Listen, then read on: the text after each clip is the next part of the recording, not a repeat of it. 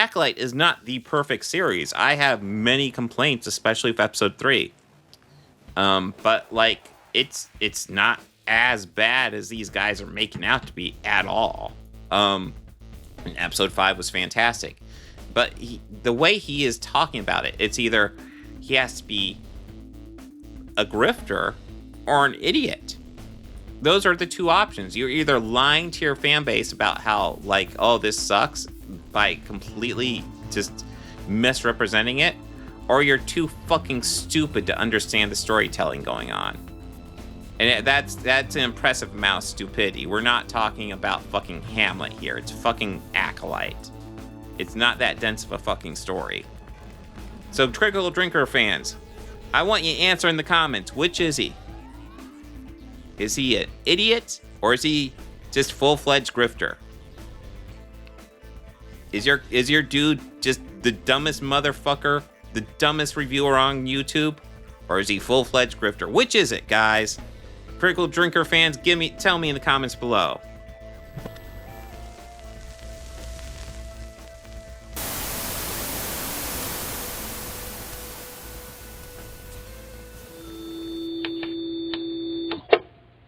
Now, if you already dislike these anti-woke grifters and want to know how to fight them, there is something easy you can do right now. I know it sounds self-serving, but liking this video, commenting, and subscribing to this channel do help take algorithm space away from these grifters. Later on, we will be looking at Acolyte, because I don't know if you guys saw the latest latest episode of Acolyte.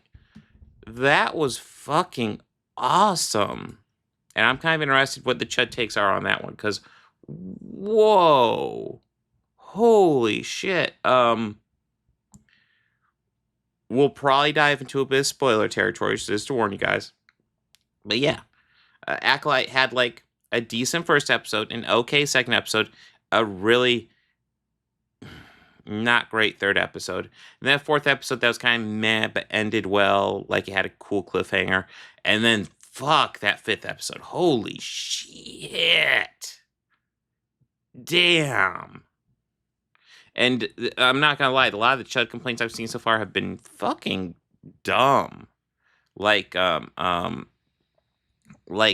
mean, they really seem to be upset that lightsabers kill people. It's like, wait, you've been complaining about people getting stabbed by lightsabers and not dying in the past couple shows, and now people are dying. And they're like, oh, now all of a sudden lightsabers kill people. It's like, well, that's your criticism of the other thing. You should be applauding Acolyte for that. And the other thing is, we talk about how, like, well, Jedi aren't supposed to know the Sith are around. Well, I feel like they're kind of addressing that with the death toll. Very few characters know that Sith are around at this point. There were a lot more before episode 5. I'm just saying. They're kind of, we've got to let the series play out, because it seems like there's probably a reason why a lot of Jedi in the prequels don't really think there's Sith around. Which also, keep in mind, when they say in the prequels that there aren't Sith around, it's because the part of the point of the prequels is that they don't know. They're ignorant. They're overconfident, because there are Sith around in the prequels. Have we ever seen violence like that in Star Wars before? Probably the closest. I don't know. Maybe not. Probably the closest we get is probably some stuff in the Revenge of the Sith, when the Jedi are getting slaughtered. Because, yeah, we get a Jedi slaughter scene in Acolyte. Mild spoilers, but clips are all over the internet. So, yeah, everybody's favorite drunk reviewer, Acolyte episode 5, the least bad episode so far. You know, he does that shit a lot. You know, Dane has, I know where he has that posted now. I can grab that real fast, but here we go. That title. It's just like negging a chick at a bar, bro. No masterpiece, but surprisingly good. It's like, he does that like all the times with his titles. It's like, oh, It wasn't the perfect thing ever, but it was okay. It wasn't. It was like death, but not as bad. You know, just goddamn, dude. Maybe let's go ahead and look at some cringe takes on Acolyte, because they exist for sure. And in fact, I brought up Critical Drinker before, so let's look this up. Acolyte. I know lots of people have been clowning on this video. The Boys Season 4, How to Destroy Your Audience. I saw DJ's take on it. I'm not going to cover it on my own because DJ breaks it down brilliantly, so there's nothing for me to do. I will just say, as somebody who has a YouTube channel where he reviews stuff, he's a reviewer. He's a critical drinker. He is a critic. For someone to do that and then post a video like I think this posted and half the season was out. This Boys Season 4, like half the season was out. To post that and not even watch the season and just post it pretty much based on fucking Rotten Tomatoes audience scores, which is obviously being review bombed. Obviously. Okay, so we're bringing up the boys on Rotten Tomato. The overall score for the seasons are pretty good. Okay, here we go. All right. So season 3.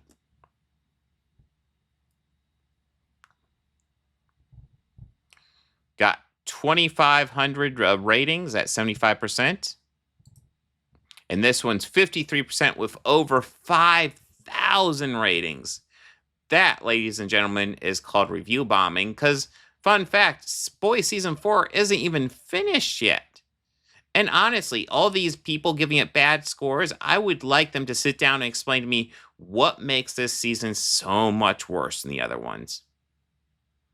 Because probably what they would say is something like, well, Eric Kripke said his series is going to be woke, and I don't like woke stuff. Well, guess what? That's not an actual judgment of the series. That is a judgment of you just not liking woke stuff, and I bet you can't even define what woke is, because I can't at this point. It just seems like not Nazi at this point. But that's not the topic of this video. Much better chud debunkers than me have already covered that video. Look up AirrickDebunks coverage of that video. He does an excellent job breaking it down. But let's go ahead, because he does episode by episode reviews of The Acolyte. The Acolyte, episode 5, the least bad episode so far. Let's see his fantastic take. I'm sure it's amazing. The Sith have been extinct for a millennium. I have no name, but the Jedi like you might call me Sith. What? If you attack a Jedi with a weapon, you will fail. Steel or laser. Did you watch the episode Critical Drinker? You know, like a couple, like there's like 8, like spoilers. There's like 8 Jedi or 8 characters who actually encountered the Sith. So there's only like 8 people at that moment who can verify who the Sith is, and like all but 3 of them are dead now. And the fates of those last 3 are very questionable at this point. So what?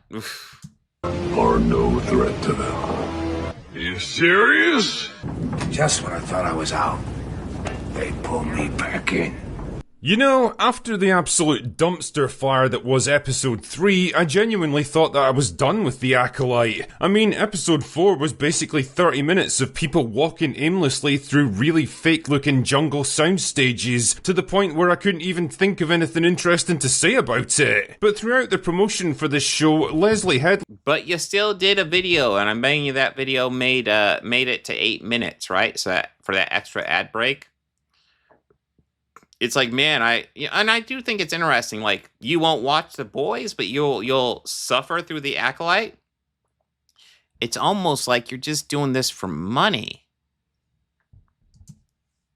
kept threatening us with a lightsaber battle that was going to rival the prequels in terms of spectacle and awesomeness. And I guess this is what she must have had in mind, because as much as the previous episode was defined by its complete lack of action, this one is entirely consumed by it. I'm not kidding, a good 80% of this episode is people dueling, punching each other, kicking each other, force pushing, force levitating, and headbutting lightsabers. But don't worry, we'll get into that one soon enough. Believe that! First up though, if I had to be super generous towards this show, because never let it be said that I don't find the positives in even the most depressingly terrible examples of modern entertainment, I'll at least say that there's a little bit of skill and stakes involved in this one. I mean, it's still let down by horrifically bad writing, of course. Character motivations flip. Okay, get into the horrifically bad writing this episode. Because, yeah, no, I think the series overall, like I said, it started good. I thought the first episode was pretty good. The second one was fine. It was a little bit of a step down. Third one was rough. It wasn't like, yeah, it was a little rough. Although I do think it's interesting because your takes on the third one and my takes on the third one are drastically different. And it's weird. And then the fourth one was with a cool ending, and then this one was pure fucking fire. On a dime, and people constantly make nonsensical decisions that actively work against their own.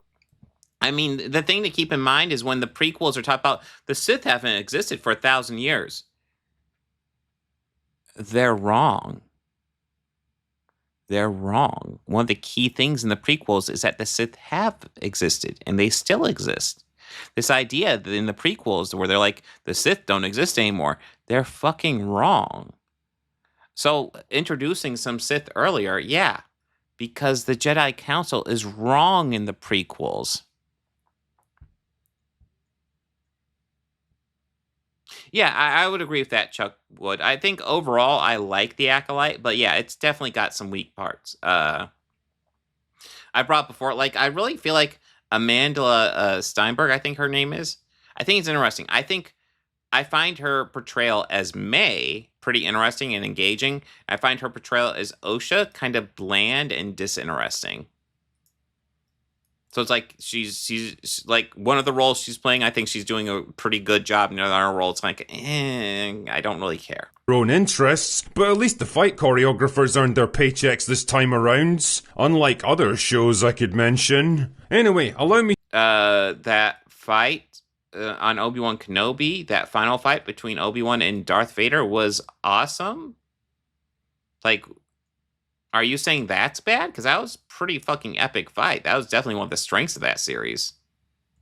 Me to bring you up to speed on current events. This won't take long. So in episode 4, strong female antagonist went to Jungle Planet. I really hate how anytime there's a woman, it's like strong female character. Dude, women are allowed to be lead characters. You don't need to be like strong female character every fucking time. It's childish. To kill Jedi Wookiee, only to have a change of heart for absolutely no reason and surrender herself to Squid Game Guy and the others. But then Smilo Ren showed up at the end to totally crash the party. And that's it. That's literally everything that happened in that episode. Why do I get the feeling that this show was originally going to be like 4 episodes long, but they were told to spin it out into 8 to make it seem more impressive? Anyway, whatever. Episode 5 picks up with the resulting battle of Squid Game Guy, dumb male character, strong female character number 2, and a bunch of nameless... Dumb male character? You mean Yord? He's not dumb. He just has a different point of view. They really struggle with characters who have different point of views. I actually think how they handled Yord was kind of creative, because like I assumed Yord would stick around for a while. Spoiler, he doesn't. Because... essentially, he's kind of like, he's a good guy, but like he's kind of semi-antagonistic good guy. He's one of those good guys you get around just to have somebody who kind of like, who's kind of like the wet blanket. You know, he's an interesting character to keep around. So I was kind of surprised when they killed him off, but he gets a solid ending, man. Extras versus Smilo Ren. And it carries on with that premise for the next... Okay, so there's like 5 extras, but then there's a couple of major characters who have been in every single episode who we followed, who also get killed. 21 minutes. I know this because I timed it while watching because I had nothing better to do, frankly, and this brings me to my first major issue with the episodes. You know how one of the big complaints about the final duel in Revenge of the Sith is that for all its visual spectacle, it goes on for so long that it kinda burns out its momentum and exhausts the audience? Well, that one lasted for a grand total of 11 minutes and 42 seconds of screen time, which is roughly half the length of the battle in this episode's. And that's not even counting all the additional fights that happen afterwards, or the fact that this one takes place on one jungle location at night, which is neither interesting nor visually engaging. Okay, so it's at night, obviously, to save money on the budget, because it's a show. It doesn't have as big a budget as those movies did, which visually those movies struggle as well. Yeah, no, he's definitely playing to his audience with a strong female character. But like so you're complaining that this is a longer fight than Anakin versus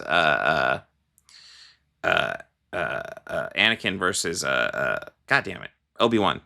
Anakin versus Obi-Wan in Revenge of the Sith. Now, here's the problem with that. So, Anakin versus Obi-Wan was 11 minutes of just Anakin versus Obi-Wan. That like 20 minutes or whatever time, I think you said 21 minutes. I'll go ahead and trust your numbers because I don't care to look into it. It was a cool episode. 21 minutes of fighting in this one. That is not Sith guy versus one dude. That is Sith dude versus Saul. That is Sith dude versus Jecki. That is Sith dude versus Yord. That is Sith dude versus, honestly, red shirt Jedi Knights. That is Sith dude versus a lot of people in that time, most of which do not fare well. Hello, Shane. So just like, so you're so a more apt comparison would be comparing the time it takes for Anakin versus Darth Vader versus versus Sith dude versus Saul or something like that. And I guarantee you, Sith dude versus Saul has way less time to fight in this episode than anyone else. I'm trying to think. Probably the ones who fight him the most are probably Saul and Jecki. Jecki actually does very well in this episode, despite being vastly outmatched. Spoiler, she doesn't do well. As I keep reminding Tatiana, just because it's longer doesn't make it better. There's also no consistent motivation for any of the characters involved in it. Dumb male character, for example, is... No consistent motivation? Their goal is to capture the Sith and not die. What main motivation are you looking for? Is not dying a not good enough motivation for you, drinker?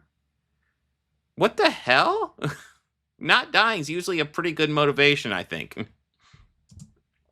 Ordered to escort strong female protagonist back to the ship to the point where he's willing to physically restrain her if she doesn't obey him until she tells him that they have to go. Because that's what the master... So Yord is a Jedi Knight. Saul is a Jedi Master, and he ordered him to do that. And he eventually, she convinces him to change his mind and go help. But yeah, he's following his orders, which in a emergency situation like they're in is kind of what you're expected to do. Jesus. Go back because Smilo Ren wants to kill their friends, and he's like... Okay, did you not realize that he was there to kill everyone right off the bat? Why do you think he showed up with a lightsaber? No, he's there to focus on the fucking... this is such a bullshit argument. He was given an order and he's focusing on that. He's getting Osha out of there, which, by the way, Osha is essentially the civilian. Yeah, she has some force abilities, but she's essentially a civilian, and his mission was to get her to safety. He was assigned to get her to safety, and so, yeah, he's prioritizing that. And leaving the Jedi Knights fighting him to them, because that is their job at that moment. That's what you do in a situation like that. He eventually changes his mind, which is almost certainly not something the other Jedi would want him to do. But yeah, he goes back to help them. You dick. Strong female character number 2, on the other hand, tries to arrest strong female antagonist, but consistently stops to read her out a list of charges before actually restraining her. You're under arrest for the murder of Master. Okay, why is the audio for, like, at first I thought maybe something was up in my earbuds, but the audio on this copy that he's playing is really fucking bad. Yeah, she's reading her rights because she's arresting her. They're actually there to arrest May. They're going after May because she's killing Jedi. That's what the series has been about. The introduction of the new Sith Lord was a twist. We kind of figured a Sith Lord was coming, but the introduction at the end of the last episode was kind of the twist. And it's a new piece added to this puzzle. Yeah. Yeah, no, the fact that he does reduce him to female character 1 and 2, yeah, it does say a lot. Dara, the murder. It's not fucking NYPD Blues here, love. You don't have to Mirandize someone in the middle of a fucking battle. She's arresting her. She's actually having trouble arresting her, and she's doing it as she... What the hell? Smilo Ren, meanwhile, does the classic villain move of beating the shit out of a main character, only to cut and run when he's got them at his mercy. What do you think they're gonna do next? Give up and go home? You know they're just gonna regroup and come after you again later. Well, yeah, he kicks one down, then he goes after another one. Probably to kill them, or maybe not. But yeah, that's how he goes through. He will incapacitate or kill them, and then just go through them one by one, incapacitate, kill, incapacitate, kill. And you keep on doing that until you get them all, essentially, is pretty much seems to be a strategy, and it seems to be pretty fucking effective. Later, probably at a really inconvenient moment when you're about to kill someone else, and... never mind. Also, he seems to have unlocked the ability to neutralize lightsabers by headbutting them. Yeah, I assume the helmet's built to do that. He does have a helmet, so yeah, he has a useful purpose to the helmet. Yeah, sure, okay. I mean, I don't even know how to explain this one, but somehow his armor causes the lightsaber beam to short out, and it takes several seconds for them to fire up again. Why? Don't know, but it seems like a... Yeah, it's almost like he designed the armor to do that. It seems like, yeah, and why? Because so it's an easy way to disable their lightsabers for a bit and give them the disadvantage. Like, I feel like it's fairly self-explanatory. You need to explain, Drinker? A pretty useful thing that would totally change the nature of lightsaber duels in all future Star Wars installments, and who am I kidding? It's not like the writers would have considered the implications of world-altering tech like this. Why worry? It's not like it's a... World-altering tech? How is it world-altering tech? The dude has, like if you think it's gonna be that big a deal, there's a solid chance it's rare or difficult to figure out. But like, what? $1 billion franchise. And apparently, you guys know more about lore than I do, because like you're like, hey, you know, there's actually like stuff like this in canon established. But like for me, like just seeing it live in action, I think is enough to establish that. Oh yeah, he must have built his armor to be able to do shit like that, which would make sense if he's going up against Jedi. And Jedi aren't expected to, and those Jedi don't have those devices because they're not expecting to go up against Force users with lightsabers. You're dealing with or anything. Anyway, the result of the fight is that strong female character number 2 gets killed by multiple hits from a lightsaber dagger. Holy shit, people actually still die from this stuff? That criticism drives me nuts. So like you're upset because other shows don't kill off characters with lightsabers, and then this show does kill off characters with lightsabers. And I want to stress, one hit through the midsection is much more ambiguous a fate than like 3 hits like right here, especially that one that's pretty much right through the chest. That almost certainly hit her spine. She is fucked. We have never seen a character survive getting hit in the spine with a lightsaber. That's insane.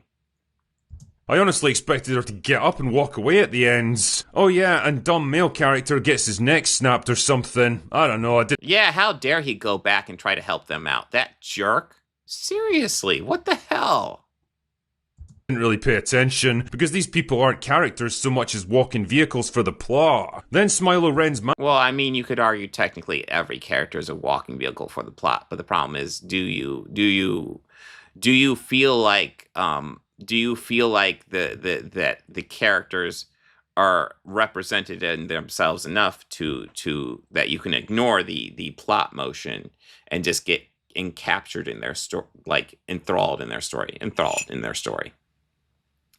I definitely did this episode. Fucking Jason Mendoza from The Good Place. Good fucking villain performance. I did not see that shit going. If you guys have seen The Good Place, you know what I'm talking about. Like, this actor just played like the dumb dude on that show. He was just dumber than a box of rocks. And he was hilarious. And like here, he is actually a fucking menacing villain. It's like, whoa. Dude's got some fucking range on him. Holy shit. So yeah, he does a great job as the villain. And I like the character of Saul quite a bit.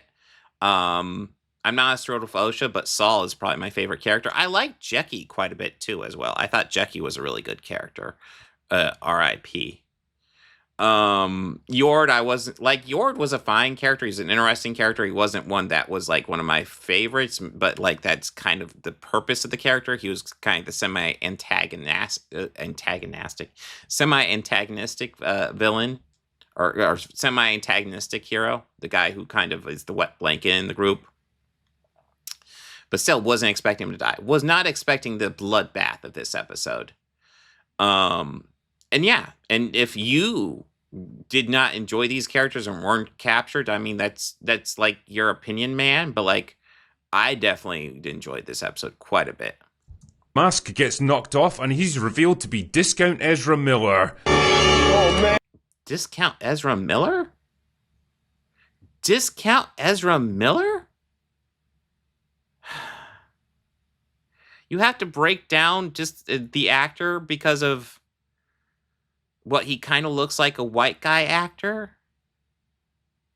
Like, what the fuck are you talking about? Like, you do know The Good Place is a fairly well-renowned show, right?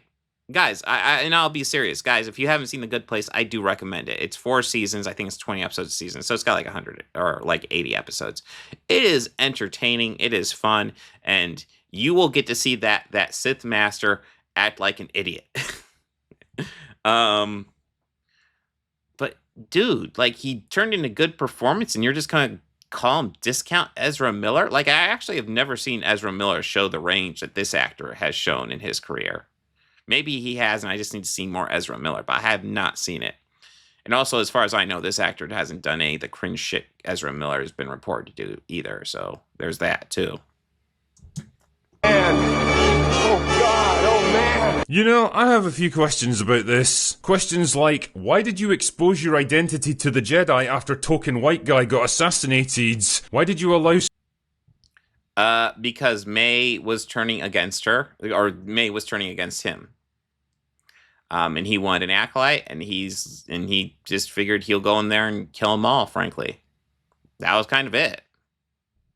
Strong female antagonist to leave you hanging in a tripwire. Why did you... He obviously, he was left trapped, but he obviously wasn't trapped, Drinker. This is like 101, like storytelling shit. You know that, right? He obviously wasn't actually incapacitated. He could definitely use the Force to get out. Why'd he leave himself in that situation? So that she wouldn't suspect that he's like the actual villain. The reason he goes into action, the big reason is that May not only is abandoning him because she was his pupil, essentially, she just didn't know it. She's abandoning him, and she's going to go to the Jedi, turn herself in, and tell them everything she knows. The time for him to act is now.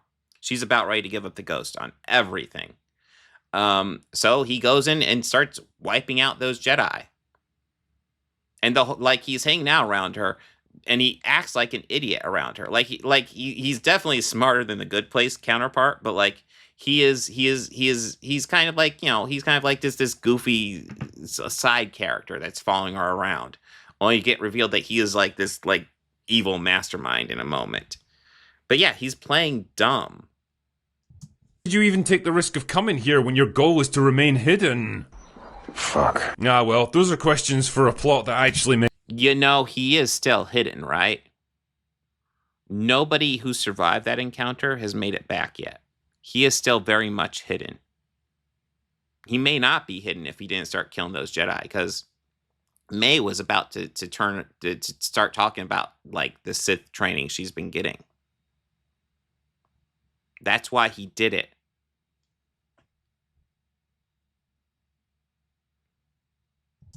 Makes sense. Yeah, exactly. He was pretending to be, like, knowing the future context. Like, yeah, he's fucking play acting. He's been play acting this whole, like, this is not his first appearance in the goddamn series. I think he first appears in the second episode. And I think he's been in every episode since, but, like, he's like the goofy guy following around May. He's almost the comic relief. Oh, and then suddenly this episode's revealed that he's not comic relief. He is not to be fucked with. And it's awesome. He does a great job. Anyway, Squid Game guy beats him in a fist fight because his kung fu is strong, but then Well, Squid Game guy, to my understanding, is the only Jedi Master who is there. So he would be the most trained Jedi and the greatest threat to the Sith guy. Female protagonist convinces him to spare Discount Ezra Miller's life before planting a flashlight on him that attracts a bunch of giant woodlice that carry him off into the forest to be eaten. Well, I mean, that was established that could happen in the last episode. That was part of the story. I fucking wish I was making this up. But then strong female antagonist shows up and stuns Squid Game guy so that both of the strong female characters can finally be together. I really hate just calling them, like, reducing them down to strong female character. There's a lot more to them than that. Like, how dare they have lead character? How that dare the women be written as lead characters? I mean, what the hell? Now, you might think that locking her in a room and setting the place on fire, destroying their childhood home and killing their entire family is the sort of thing that would be kinda tough to come back from, but... Well, number one, that's obviously not what happened. We haven't seen May's side of the story yet. And number two, yeah, they're not super friendly with each other. They're pretty antagonistic towards each other. They are not happy. But strong female antagonist is like, well, the Jedi are bad too because they didn't give you a sense of purpose or something. All I did was destroy your life and try to burn you. And, okay, god damn it. So obviously, that's just what Osha thinks happened. There's more to the story that we haven't seen. We saw Osha's side of the story, but we haven't seen May's side of the story. And it's obviously there's stuff missing, and there's probably going to be an episode dedicated to May's side of this story, which I'm not super looking forward to because the child actor did not do a good job in those roles. That being said, that's definitely something that's coming. Anybody who follows basic storytelling can tell you that's definitely something happening. There's definitely stuff we haven't seen yet that's going to be happening. Okay? That being said, they are not, like, super friendly with each other. They are pissed at each other. Like, how did you miss that? Like, May is trying to explain herself to Osha and say, hey, I didn't know you were alive. Because May doesn't have any, like, negative feelings towards Osha. Osha has lots of negative feelings towards May. Lots of them. Just, like, for Drinker to translate the episode like this, and like I said, I've even said already this stream, Acolyte is not the perfect series. I have many complaints, especially with episode 3. But, like, it's not as bad as these guys are making out to be at all. And episode 5 was fantastic. But the way he is talking about it, it's either he has to be a grifter or an idiot.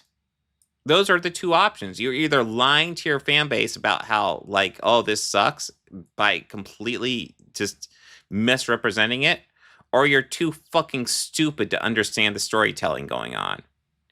And that's an impressive amount of stupidity. We're not talking about fucking Hamlet here. It's fucking Acolyte. It's not that dense of a fucking story. And the fact is, even if he's falls into the idiot camp, just completely fucking illiterate at being capable of understanding this stuff. He would still be a grifter because he is still pushing a bullshit worldview on his audience, even if he doesn't realize he is. Essentially, he's a con man that may not realize he's a con man. That being said, I'm pretty confident he is just a flat-out grifter who's misrepresenting this stuff. Because it's one of those things, like, he is capable of doing good reviews. They'll still have cringe moments, but they'll be good reviews. Like that Batman review was totally decent back when I first the very first video I watched of his. It was a decent review with one cringe moment, and then his Everything Everywhere All at Once. Pretty good review with one cringe moment for no reason. All his videos are like that. One cringe moment for some reason. And yeah, Crawling Chaos is right. He does know what he's doing. Like, he's a full-fledged grifter. But if he's not a full-fledged grifter, then he's a fucking idiot. So, Critical Drinker fans, I want you to answer in the comments. Which is he? Is he an idiot? Or is he just full-fledged grifter? Is your dude just the dumbest motherfucker? The dumbest reviewer on YouTube? Or is he full-fledged grifter? Which is it, guys? Critical Drinker fans, tell me in the comments below. You alive? Well, I'm convinced. Anyway, then they get into a pointless wrestling match and strong female antagonist pushes her off a cliff so that she can steal her clothes and give herself a lightsaber haircut to impersonate her and get close to Squid Game guy. Oh god, they're doing this. Yeah, it's kind of the basic twin bit. Like, the whole twin storyline's a bit overdone. I don't know. I think Acolyte's doing okay with it, but yeah, I'm a little burnt out on it, yeah. You know, there's a criticism I could actually give you, but like, God, some of your shit is so fucking dumb. This thing with the twins, aren't they? What exactly do you think is going to happen to your sister if you leave her here alone, unconscious and unarmed in the middle of a hostile jungle? I don't think she cares in that moment. I don't think she cares. I mean, if the local wildlife doesn't get her, then Smilo Ren almost certainly will. Do you even care about her? Are you mental? I think she kind of doesn't. She's been in a dark place for a while, and she's kind of doing what's best for her, because that's been the mode she's been in for a while now. Listen, like, the whole twins changing spots storyline is overdone, and I'm not thrilled about it, but why May is doing this makes sense. Like, she's damaged. I mean, it's pretty clear. Also, you'd think that Squid Game guy might be able to sense that this is not the same woman he came here with, but apparently the Force only works when it's convenient for the plots. Also, doesn't she have like a giant spiral mark on her forehead? Wouldn't you see it even with her hair in the way? Instead, Squid Game guy just totally buys it and walks off back to the ship, leaving the dead bodies of all of The implication is that he doesn't, and he's probably a bit distracted. And she's probably going to go out of her way to make sure it's covered. his friends lying out there in the forest where they fell. Jesus. What do you want him to do? Time is an issue. If they stay here, he could just come back and kill them. Time is an issue. His priority would be to make sure to tell the Jedi Council that there's a Sith out there. That would be his number one priority. Jesus Christ, aren't you going to give them a decent burial? You know it's only a... Well, you know, what would be nice is if they could get some more Jedi out there and give them a decent burial. But right now, his priority is communication. His priority, from his perspective, is to get Osha, who he would view as the civilian, and any other civilians that they brought with them, get them to safety. That would be his priority.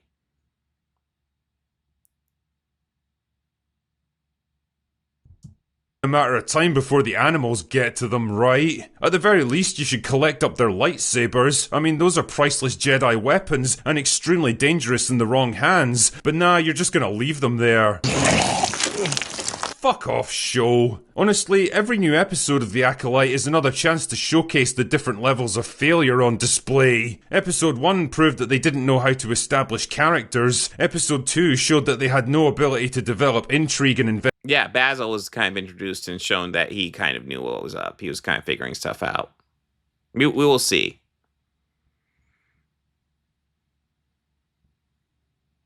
investigation. Episode 3 showcased complete lack of understanding of the Force, religion. Again, episode 3 has issues, but like what we are seeing is a universe where the Force exists and different religions' interpretation of that Force. It is not redefining the Force. It is a different interpretation, you dense, dumb motherfucker. World building and continuity. Episode 4 demonstrated a failure to create pace, tension, and character development, and episode 5 proves that they don't understand how to do action either. The only question now, except the action was awesome and easily the best part of the series, is what's even left for them to fail at? Anyway, that's all I've got for today. Go away now. Wow. Oh, god damn it. Jesse Grant? So welcome back to this week's Roast of the Acolyte. So Jesse Grant, who we already established is a pure critical drinker simp, is doing the same thing as critical drinker. It looks like doing episode by episode reviews that are exactly 8 minutes long.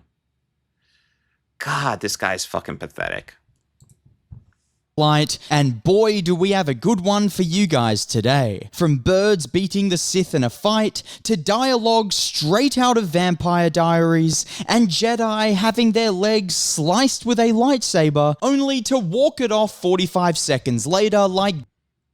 Yeah, it was a cut. It wasn't, like, cut off. Jesus. Goddamn Kobe Bryant. That doesn't make any goddamn sense. So Disney, I'm not sure if you guys know yet, but lightsabers are 20,000 degrees in temperature, so... Yeah, you are aware there has to be some sort of protection, right? If they are 20,000 degrees, if we're going to go with that, then their bodies are cooking while they're wielding them. Their hands would just burn off. So there's obviously something more going on. Assuming they're 20,000 degrees, which, I mean, lightsabers are a fictional device. They don't actually exist. I know that R2-D2 is a lesbian now. I think it's canon that R2-D2 is a lesbian. But can we at least keep... Oh, a joke. A joke about R2-D2 being a lesbian, and you're going to get offended by that? Like, that's obviously a joke, dude. Move on. Grow up.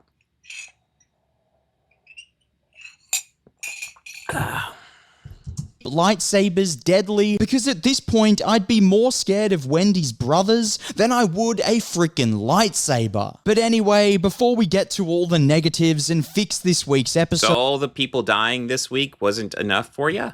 Let's do a quick plot summary catch-up of The Acolyte Episode 5, because I'm well aware that most of you have given up watching at this point and are very much relying on me to keep you guys informed, so let's just get into... Wait, people are relying on you to tell them the episode?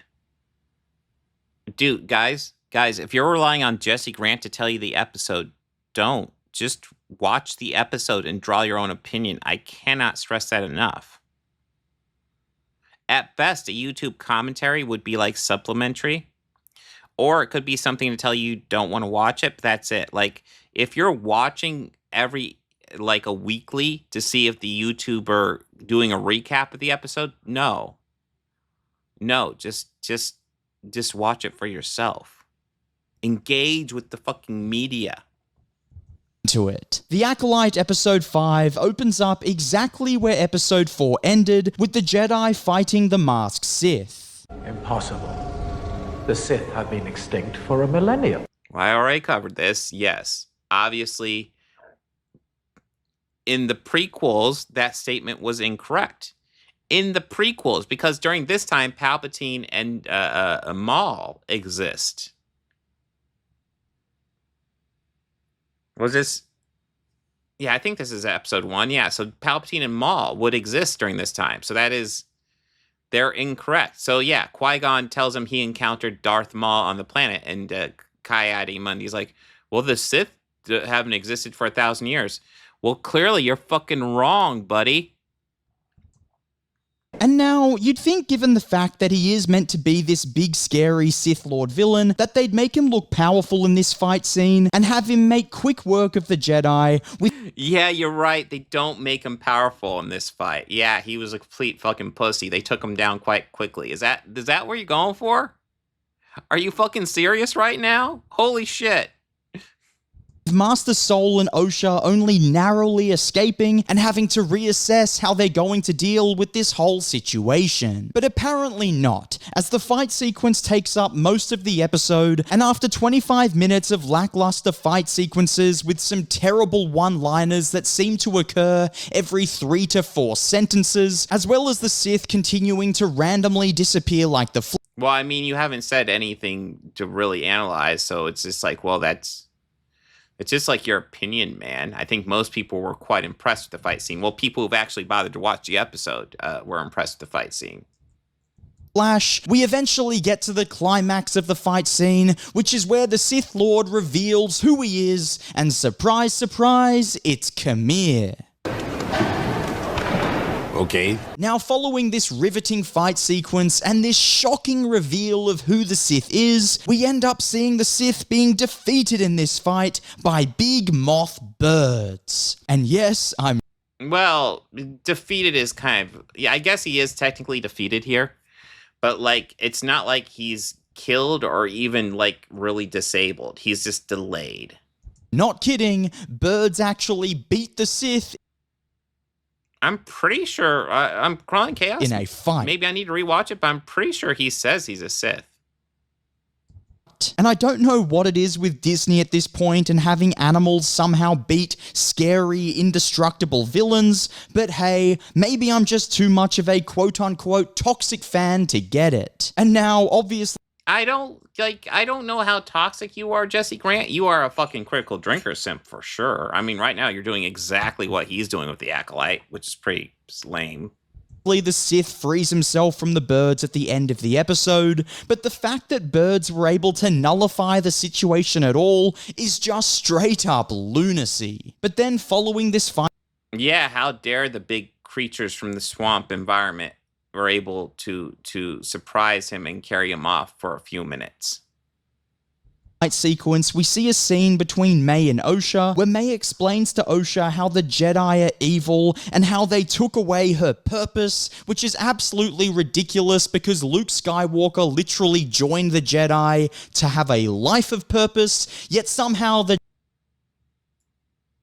What? Luke Skywalker joined the Jedi to have a life of purpose? What? Number one, this is, I mean, even not diving into this is kind of irrelevant. So Luke and Osha are different characters, but also longing for a life, adventures, and purpose. Skywalker joined the... Yeah, this is a very different Jedi than the Jedi Order we see in the Acolyte. This is when the Jedi Order very much existed, whereas when Luke Skywalker, like, he doesn't really join the Jedi. He gets trained a little bit, but then he has to almost self-train himself in the Jedi until in between Obi-Wan and Yoda. But, like, that's just him by himself with the rebellion, and he joins the rebellion for a life of adventure and purpose because he longs for that, because he's bored on fucking Tatooine, just doing a moisture farming shit. This is so, like, unrelated and a misread of Luke. And even if it wasn't a mislead of Luke, it's a complete, like, misread of what's going on between Osha and May. My God. He joined the Jedi to have a life of purpose, yet somehow the Jedi take away your purpose now, and the Jedi are just corrupt, evil people, and the Sith apparently isn't anymore. It's almost like May has a different view of the Jedi than Osha.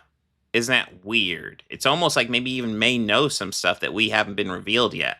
It's weird, right? Because the way they frame this argument is like we're supposed to believe what May is saying and believe the person that is literally taking orders from the Sith. So apparently the Sith is now more... You know, she was just like she was, and then, like, in the last episode, she decides she's not going to do that anymore, and without realizing that, revealed that to the Sith who was hanging out with her that she didn't realize was a Sith.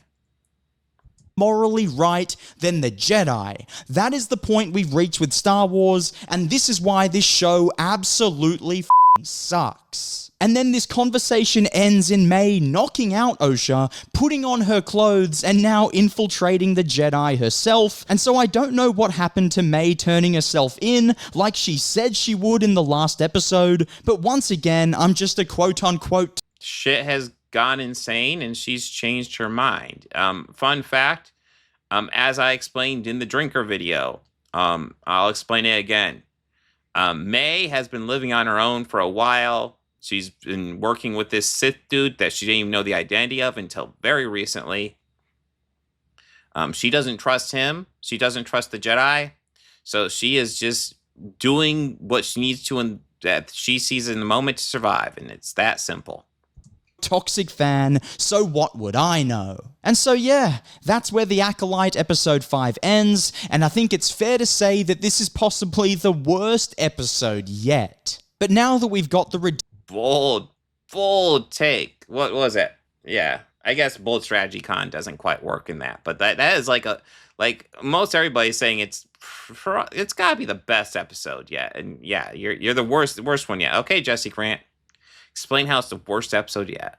Ridiculous plot out the way, let's get to the biggest issues with this week's episode, with the first big one being the way that the episode doubles down even more on the Jedi being corrupt and somehow evil. And I've said it before. I don't know if there's evil. They might be corrupt, though. I mean, that's the thing. Like, I don't know if maybe even missed it in the prequels, but the idea was partially that, like, the Jedi Council was so kind of up its own butt, it didn't see the rot going on with the Sith. It didn't see the issues going on within its own ranks. It didn't see Anakin being lured over to the dark side. Because the Jedi have tendency to get stuck up their own butt. I think that's interesting. That's something I'm kind of noticing with these chuds. They seem to worship the Jedi Council. Like, the Jedi Council was, like, all perfect and all knowing and all wonderful. And how dare Luke turn his back on the Jedi. The Jedi Council was a very mixed bag. And I could argue that they meant well. But they are very, like I said, very up their own butt. Very ignorant to the problems within their own system. They are not perfect whatsoever. Before, and I'll say it again, Star Wars is a story built on the idea of good versus evil, not morally ambiguous versus morally ambiguous. There's plenty of moral ambiguity explored in the Star Wars saga. The first clear example is Luke in the cave on Dagobah, where he encounters the version of himself who is essentially Darth Vader, where he encounters Darth Vader and he takes out the Darth Vader head and it reveals to be Luke's face under Darth Vader's mask, revealing that Luke is scared that he will become like Darth Vader. If he explores the Force, he will become Darth Vader. The idea of exploring morality is something that is in Star Wars. Gray areas absolutely do exist in Star Wars. Somehow pretending like it's only good and evil in Star Wars is insanely ignorant and stupid. No, there's always been gray areas to explore. It's not The Godfather, it's Star Wars. And the second you try and be smarter than the franchise and right within the moral grey areas, you end up retconning the entire lore of the franchise. How? Please explain how the entire lore has been retconned, please.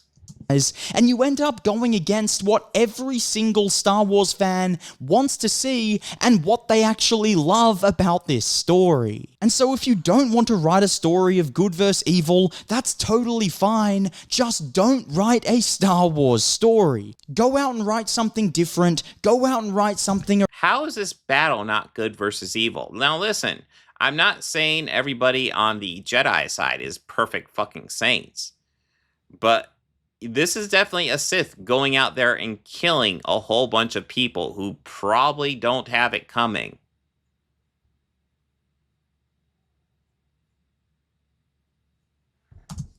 Original, just don't go to a franchise that people actually love and completely destroy the entire lore just because you want to write something different.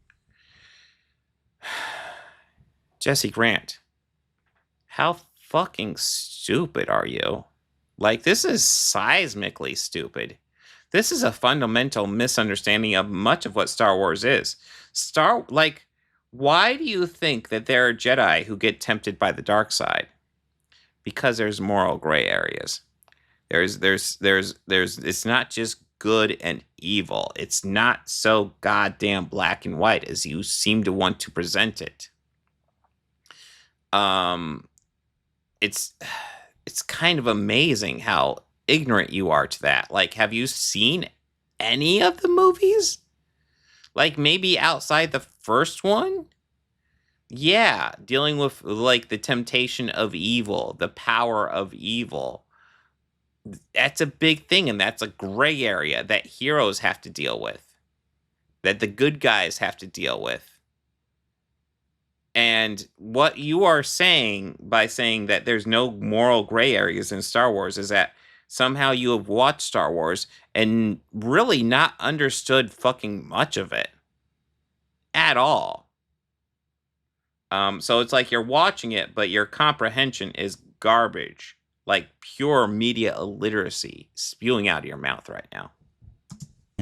Because imagine if Marvel made a movie or a show about how the Avengers are actually morally corrupt and evil. That's literally what the writers are doing here with the Acolyte. Okay, so the Avengers aren't quite like the Jedi. Now, fun fact, if you're wondering, they kind of did. So they didn't do that with the Avengers. They did that with S.H.I.E.L.D. The S.H.I.E.L.D., up until Winter Soldier, was largely presented as a good organization that helped out the superheroes and they got them all together and they saved the planet. Only to find out that S.H.I.E.L.D. was completely and thoroughly infiltrated by Hydra. And every step that S.H.I.E.L.D. had taken was been something that Hydra had wanted. And then Hydra finally found itself in a position to take power, and they were going to take power. So don't act like Marvel doesn't do this. There's moral gray areas in Marvel. There's moral gray areas in Star Wars. They both explore it. Don't pretend like they don't. Acolyte. They are taking the peacemakers in the universe. They are taking the most morally good people in the entire universe and trying to sell us on the... Okay, so I don't think it's been established that every single Jedi in the universe is morally unambiguously good. I don't think that's ever remotely been established.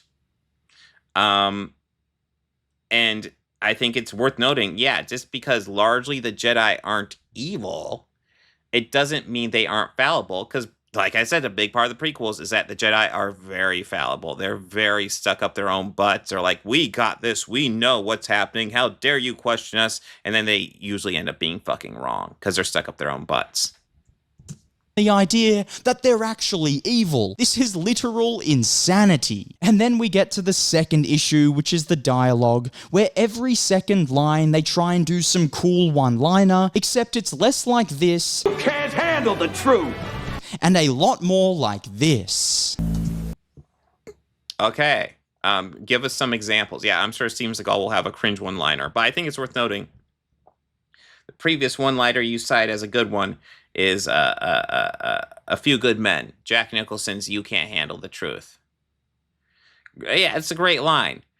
Completely wrong for that. That is a courtroom drama. A military-based courtroom drama. That is not Star Wars. Frankly, Star Wars is going to be closer to a Steven Seagal action movie. It is, frankly. Granted, it's not going to be as fucking stupid, but yeah, tonally, it's going to be closer to that. I'm gonna take you to the bank, Senator Trent.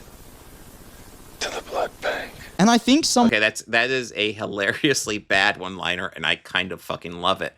Can you demonstrate some of the lines in Acolyte that are remotely that bad? Are you going to show us any that are remotely that bad? Because I don't recall anything that was that hilariously bad, which I'll give you. That was a hilariously bad one. I love it. I love it for all the wrong reasons, but I love it. That's a great line. But there's nothing in the Acolyte that broke my immersion in the episode like that line would have. Give me some examples, buddy. Someone needs to explain to the writers of The Acolyte that the whole purpose of a one-liner is to be exactly that, a one-liner, not an every-liner, because it's actually crazy that they don't understand that concept and they try and do a cool one-liner 5 times in the same damn scene. And so now let's take a quick breath. Do you have examples of this? I don't recall anything like that. And get to my favorite part of the video, where we actually get to fix this mess. Oh, that is an excellent point, Crawling Chaos, because yes, Anakin did murder a bunch of children in the prequels, and then he gets redeemed. Is that not moral gray areas? Fuck. So the first thing I would do to fix The Acolyte Episode 5 is have the Sith absolutely obliterate. Okay, so fun fact, this is, I will fall into this trap as well. But yeah, you're rewriting the episode at this point. You're not judging the episode for what it is. You're judging it for what you want it to be, which is not the best way to do criticism. I will fall into this trap. I'll admit I will fall into this trap occasionally, but this is not a way you should do criticism in general. And frankly, some of the dumb shit you said on this, I'm sure the episode handled it better than your suggestions. Number 1, make the Sith insanely powerful. He was pretty fucking powerful. What the fuck were you watching? To rate 80% of the Jedis involved in the battle in order to actually show us that he's powerful and someone to be feared, leaving Osha and Master Soul in a very hopeless position where they're going to have to grow as heroes in order to overcome the insane power that the Sith wields. Okay. So what you're talking about is something you do more for a final episode. The reason you do the thing with the flying swamp rats that take him away, the reason you do that in episode 5 is because you need to temporarily defeat him. He cannot be finally defeated. You cannot have Saul and Osha come together and heroically beat him easily, because then he's no longer a threat. You cannot give him that giant an L this early in the series, because you've just this episode is about raising the stakes, and you don't want to reduce those stakes so goddamn quickly. You need to give him an L, but you need to give him a mild L. So what they did was they gave him an L that was completely environment based, completely based on this planet. Just like, we'll put some light on him and the bad things will go after him, and that will buy us a few minutes. That's just a little L you gave him. Next time they face him, they are almost certainly not going to have that same option available, and they will almost certainly have to defeat him at some point in this series one-on-one, which they have yet to do. This then would also put the heroes on an actual journey to growth and heroism that is going to engage us as viewers and give them something. Well, right here, they were just getting slaughtered, and their goal is pretty much surviving and escaping. That was it. It was kind of a gauntlet for them to actually work with as writers. And I'd also give Osha an actual intention where you can place obstacles in front of the intention, which is meant to be the driving factor of every story ever told, yet somehow in The Acolyte we're still yet to actually come to terms with what Osha really wants, because either the Osha thought her sister was dead, and she wants to find her sister and find out exactly what's going on. She doesn't trust her sister at all. She thinks her sister burned down the temple where she grew up, and the Jedi saved her. And there's obviously more to that story that hasn't been revealed to the audience yet. But that's what Osha's perspective. But that's pretty much her intention throughout the whole series. And then kind of when the Sith shows up, she's kind of in the same bag as the Jedi, as just surviving. Like when a dude shows up and just starts tearing through everybody around you, just killing them left and right, Your motivation gets pretty clear at that point, and it's not any like deep character motivation. It doesn't have to be. It can literally just be, we need to figure out a way not to die. It's that simple. Writers haven't done a good enough job of explaining her intention to us, or she literally just doesn't have one. Because up until this point, she doesn't seem to want any sort of relationship with her sister. She doesn't seem to miss... Well, she thought her sister was dead, and she would like to find her. Number one, her sister is killing Jedi, and from her perspective, doing it doing it from an evil perspective, and she would like to figure out, number one, why her sister is killing Jedi, how her sister survived, why she is doing this. She has lots of things she'd like to figure out, but also try to, maybe give the Jedi some advice on how to capture her sister. There's lots of elements as to why Osha is there. Listen, I have my criticisms of Osha as well. I've already said them. I get why she's there. Her family in any way and seemed very content with her life as a regular. Crawling Chaos, I like your contributions. Don't be afraid to spam a bit. As long as you're not saying the same thing over and over again, you are fine. I'm okay with people posting a lot as long as they don't just say the same thing over and over again. That is kind of more the rule. I might time you out if you say the same thing over and over again. But if you have a lot to say and you're actually contributing, go nuts. Jedi. So what exactly is her intention? What is this story actually about? Because basically all the story's been about up until this point is just retconning the entire Star Wars franchise and blowing up one of the most Oh, they're retconning the entire Star Wars franchise. Care to give examples? Or is this going to be just something else you just say and don't really establish? Like, oh, they have one-liners just as bad as Steven Seagal in that one movie, which I will give you, that Steven Seagal one-liner is hilariously bad, but there's nothing in Acolyte remotely like that, and you can't even give us examples. Like, you obviously got clips of this show. You could give us some one-liner examples of that being that bad, but you couldn't because there's nothing actually that bad in the Acolyte. Nothing remotely. So you just have to hope that nobody double-checks you. By the way, if you watch the episode, you will clearly see there's nothing that bad in the Acolyte. Successful cinematic empires of all time, the show is ridiculous, and the reason for that is because there's no clear intention for what Osha actually wants. So to make things... Other than the intention I just went over, but yeah, we can ignore that, sure. Simple, the 3 quick fixes for this episode are: give Osha an intention, where in order to achieve her goal, she must conquer her fear and grow as a hero, and 2, make the Sith more powerful and an actual threat, and 3, no dumb lines. But anyways, I hope you guys liked this video. Let me know your thoughts down below about the Acolyte episode 5, and if you liked the video, please hit the like button, hit the subscribe button, and I'll see you all on my next episode. So yeah, that was really bad. So I want to go show this real fast. God damn it. YouTube loads up too fast. And then, like, when I go back. So, how the critical drinker inspired Elon Musk to sue Disney. Jesus fucking Christ. Dude, like, your simping for the critical drinker is fucking pathetic, dude. And then, like, the suing Disney for sexism with, like, what? Dude, Disney still has plenty of white male actors, and that's the thing that's keep in mind. Like, when these guys are complaining about white males losing jobs in the industry, they're talking about actors exclusively. You don't see them throwing fits about directors or anything, or producers who are all largely white males. It's all fucking actors. Because those are the guys on the surface. Anyways, Jesse Grant sucks. That like, Critical Drinker is more entertaining, even though he is atrocious as well. But they're two different. You just have somebody who desperately wishes to be Critical Drinker and wants to get the Critical Drinker's attention, and then Critical Drinker himself. And like, when you are trying so desperately to simp for somebody who is as terrible as Critical Drinker, that is sad. That is so sad. But anyways, Acolyte episode 5.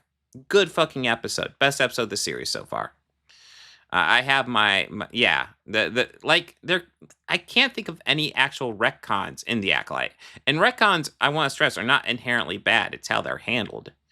Retcons are why Doctor Who survived past William Hartnell in the 60s. Retcon. But so again, it's how they're handled. But also, like I can't think of any actual retcons in the Acolyte. There aren't any that I can think of. The closest I think you could say was Ki-Adi-Mundi. Because, yeah, like, I mean, Star Wars Theory brought up he was supposed to be 70 in the prequels, but obviously they've decided to say, no, he's older than that. And my attitude towards that is I don't care. That does not impact the story whatsoever. It's easy enough for Disney to just say, yeah, no, he comes from a species that's older, and since that's not been established in the movies or in the Clone Wars, boom, that's fine, works for me. Barely a retcon, but I will give them that as a retcon. And again, I don't care about that. It's dumb. It's silly. The goal with all pieces of media is just to judge it on its own merits. Is it entertaining? Does it work? You know, and you can critique it for retconning stuff. Like I think I actually had lots of critiques towards Logan. The last Wolverine movie, for how it like ignores a lot of canon. I have no idea where that movie exists in canon whatsoever. And you want to know something else about that movie? It's awesome. It's really fucking good. It works.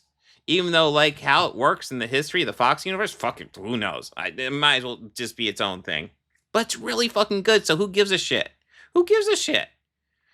As long as they do good job and don't, like, I guess you could possibly think of something that could break the universe. I don't know what it would be, though. And honestly, like, even the old stuff would still exist. So even if you don't like Acolyte, and there are criticisms of Acolyte that can definitely be had, don't watch it. But, like, I would say overall it's good, and the last episode was a banger. It was insanely good. But yeah, I mean, these guys are just outrage merchants making money on hating on this thing at this point. That's all it is. Even if, like, I was about to say, even if Acolyte does a really good episode, but they just did a really good episode, and they're still shitting on it because that gets them the clicks and the money. It's pathetic. And that's true, Calling Chaos. George Lucas would not give a fuck about the Topps trading card. And if it was convenient for him, he would definitely make Ki-Adi-Mundi older. Because who cares? Who fucking cares how old Ki-Adi-Mundi is? Who gives a shit? It's so silly.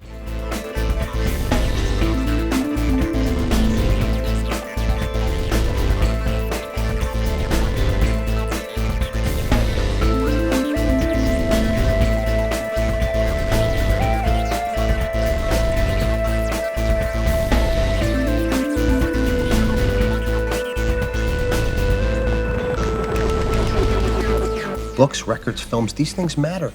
Call me shallow. It's the fucking truth.